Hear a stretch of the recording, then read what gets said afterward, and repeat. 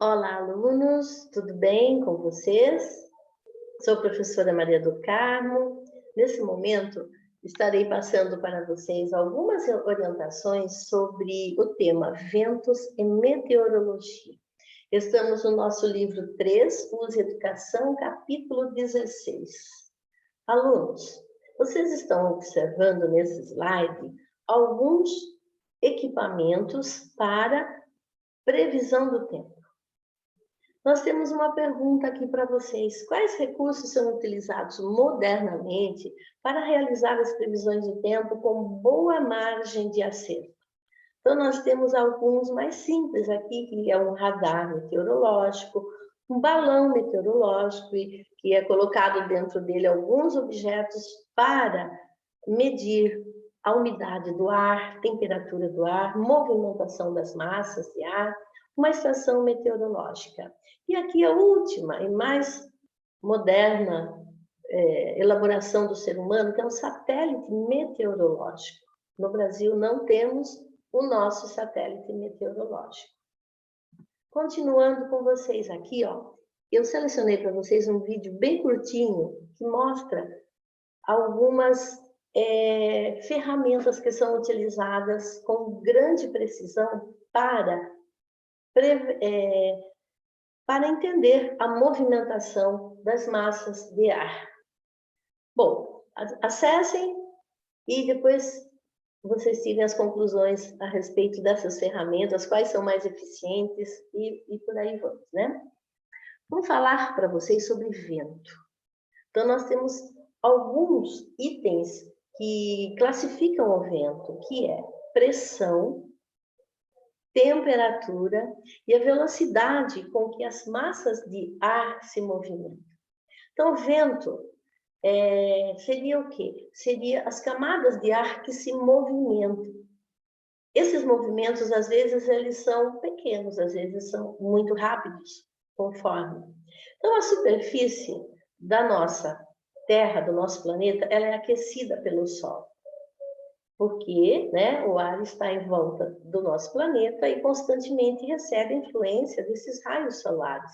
Uma vez aquecido, o que vai acontecer com o ar? Ele se torna menos denso e as suas partículas, que formam os gases, se afastam uma das outras. Como exemplo, nós temos aqui esse balão. Ó. As moléculas de gases mais aquecidas, elas vão ficar mais separadas, mais leves, e elas tendem a subir.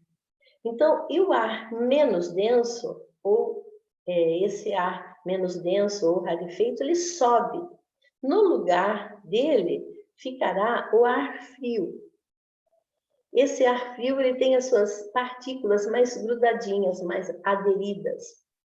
Então, o movimento é esse. O aquecimento do Sol faz com que o ar se torne quente, ele se torna menos denso, sobe, dando lugar para o ar frio ocupar o espaço daquele ar quente que foi para as altas camadas. Então, forma um ciclo de movimento e gera o quê? Mudanças de temperatura.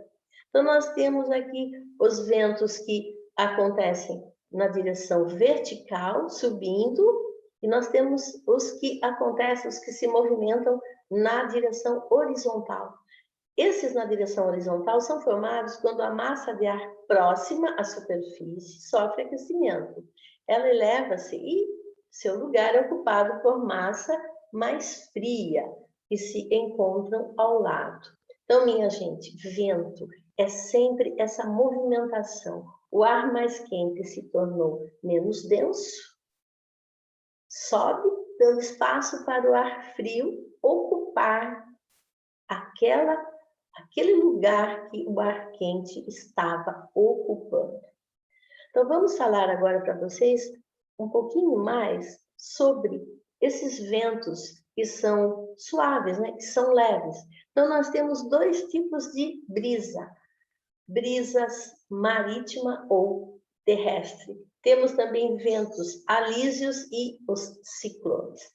Queria que vocês observassem esses dois desenhinhos aqui no nosso slide. Observe que o primeiro é durante o dia. Ó, tem o sol aquecendo, tanto o continente como o mar.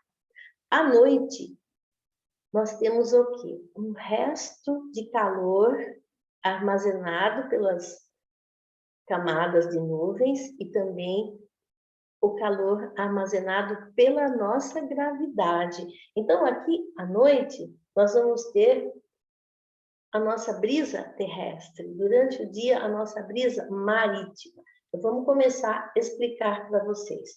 O Sol aquece a água do mar e também aquece o continente.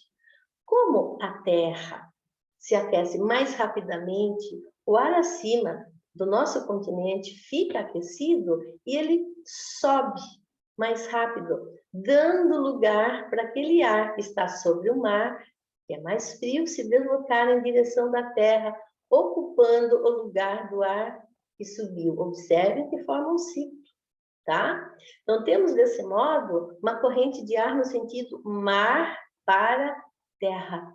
Portanto, é uma brisa marítima. Nesse segundo desenho acontece o inverso.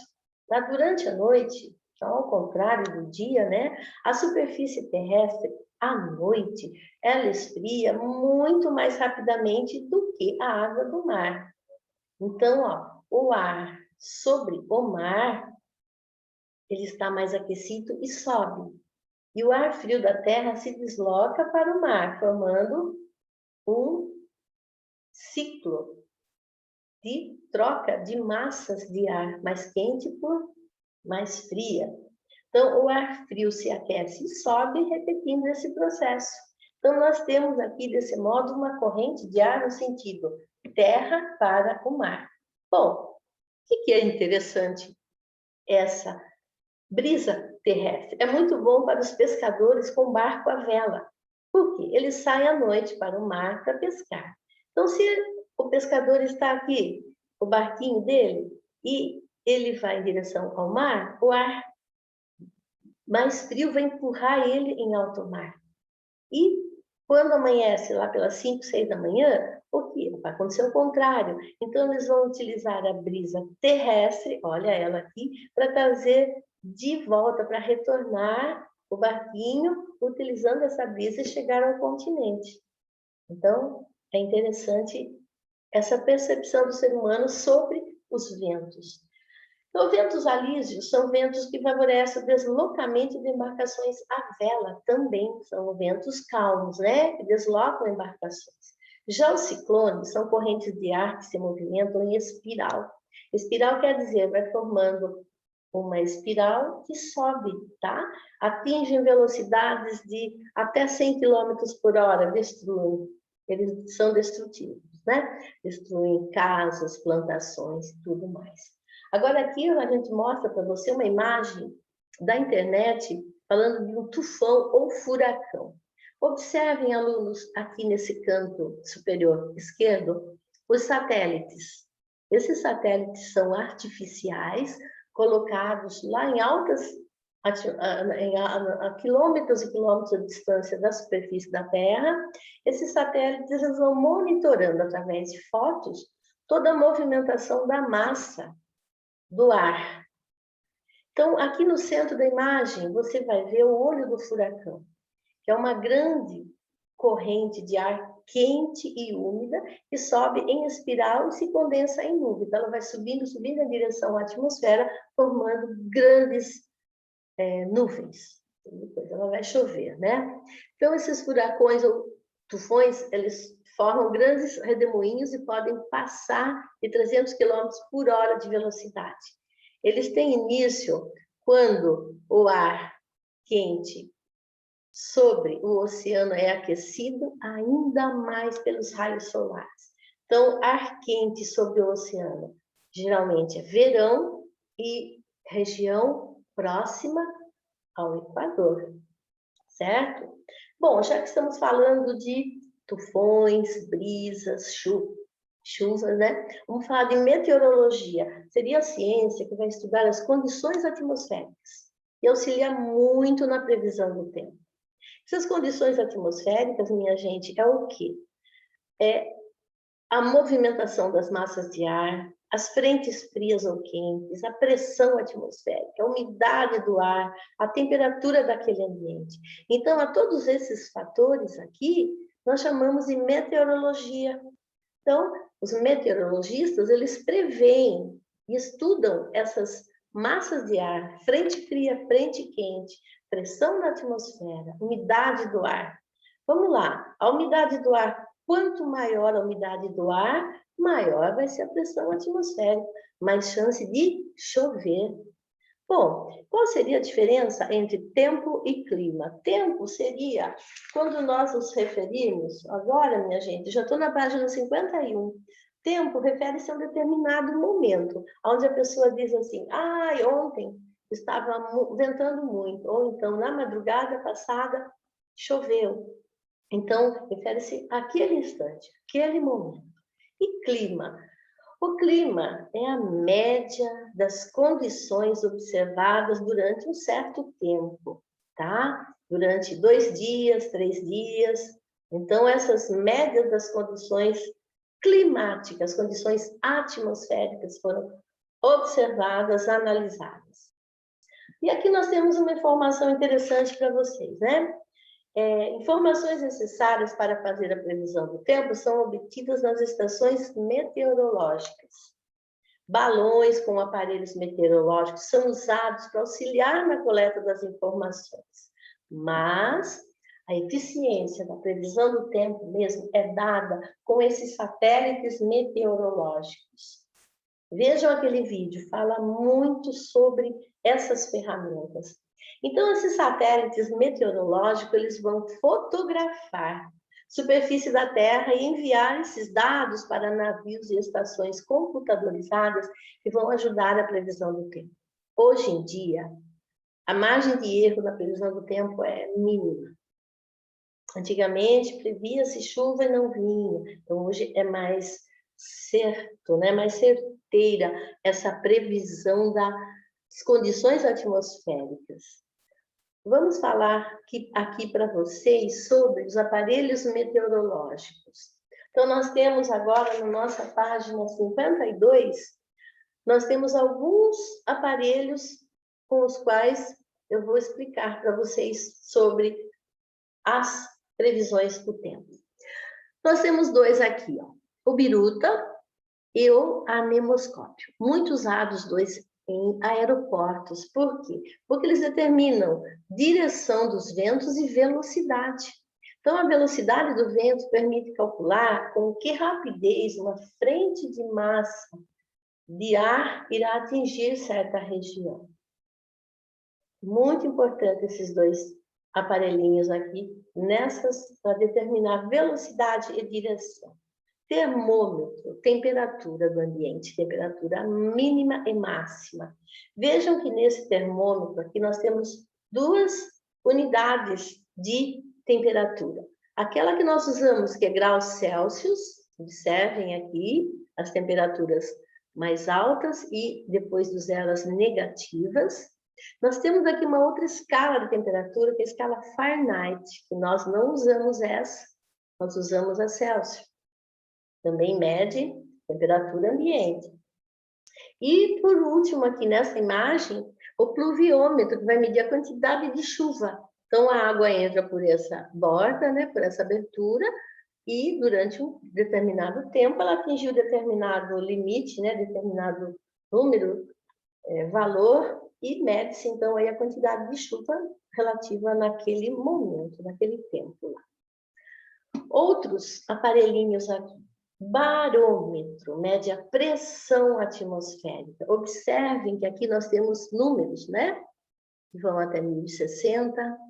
Nós temos aqui um desenhinho do Sol, mais ao centro um tempo encoberto, né? Tempo meio, o Sol encoberto, provavelmente chuva. E abaixo desses valores nós já temos aqui, o aparelhinho indica aqui as chances de chover são muito grandes, muito altas. Então, o que seria a pressão atmosférica? O que é medir a pressão atmosférica? É quantificar o peso que o ar exerce à superfície da Terra naquele momento. Mas O ar tem peso? Tem, o ar tem peso. Quanto mais úmido aquela região, mais chances de chover. E a pressão atmosférica tem um outro valor. Aqui, hidrômetro. Todo mundo tem um desse em casa. Ele vai medir o consumo de água em uma residência, em um comércio. Higrômetro vai medir a umidade do ar. Quanto mais úmido o ar, mais chance de chuva. Quanto mais seco, menor chance de chuva.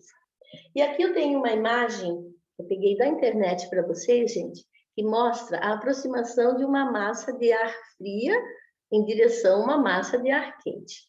Chuva. Chuva é o encontro de massa de ar frio com uma massa de ar quente. Vamos lá. Nós temos aqui o nosso Brasil. Vocês percebem que aqui é a região sul, Rio Grande do Sul, Santa Catarina, Paraná, São Paulo, Minas, Bahia, e vamos em direção ao norte. Toda massa de ar fria, ela vem do Polo Sul, lá da Patagônia, aquela região lá para o sul da Argentina. Então, uma massa de ar, ela vem sendo empurrada mais para a nossa região. Vamos dizer, ela vem empurrada da região do sul do Brasil, sentido norte do Brasil. Então, ela vai sendo empurrada e ela vai encontrar uma massa de ar quente aqui na região lá para o norte do nosso Brasil, onde tem Bahia, onde tem uma parte de Minas, Mato Grosso, Goiás. Então, quando essa massa de ar vai sendo empurrada, existe uma massa de ar quente que vai dissipando essas moléculas frias. Então, entre essas duas massas de ar, forma um canal de umidade. Nesse canal de umidade aqui, temperatura baixa um pouco, tem ventania, tem chuvisqueiro. Então, para chover, é necessário um encontro dessas duas massas e é necessário que essa massa de ar frio seja grande o suficiente para essas moléculas se transformarem em gotículas no estado líquido, porque aqui no ar frio elas estão pesadas, estão sendo empurradas pelo vento e elas estão na forma de vapor. Então, para elas choverem nessas regiões, é necessário a passagem do estado, a vaporização, né? A passagem do estado gasoso para o estado líquido.